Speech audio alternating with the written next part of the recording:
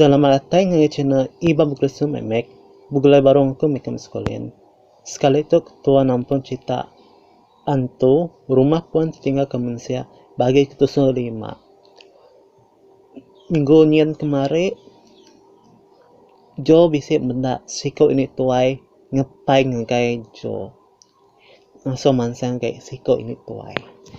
Lagi tadi nga. Ya tadi bisa benda ini tuai menung ngepai ngegai ya.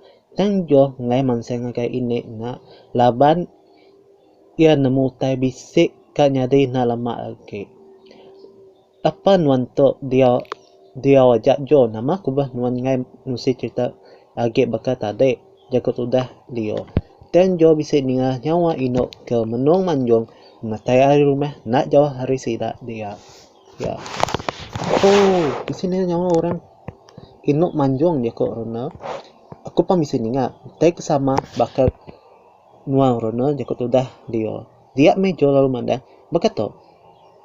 Nama dantik sudah dek kami doai di sini nyawa orang ino manjong minta tolong jakut Rona. Ngalio lapas sudah dek nang lala nyawa Leni jam 4 tua mansang ke rumahnya kita nulung Leni dia to Rono pan Leo pan lalu nak munyi laba udah ninga jakut Jo Aram tam ada rumah nah dia to nama dia antis sudah dek gi aku udah mana ketemu ngambil sudah dek nemu namu tai ke di padahku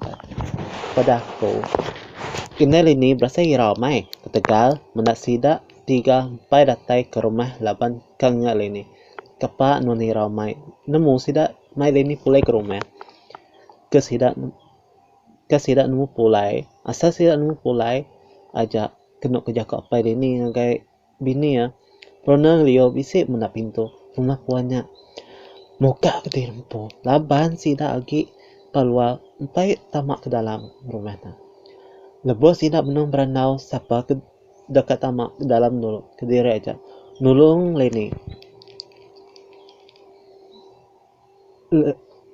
ulas seduai Rona Leo jawapan lalu ringat mula ulas seduai Rona Leo aram tamak ke dalam rumahnya sama serta ngambil kena oleh pansut dulu hari rumah tu nak mesida ya 3 bisik ninga nyawa Leni minta tolong dia mesida 3 lalu mensang ngagal Leni Rona pan berjakap berkata apa nuan Leni anak takut nuan Leni aku Leo ngejo bisik begulai nuan pada itu unda Rona berjakap berkata nuan Leni sekali sida mangkam sini munyi barang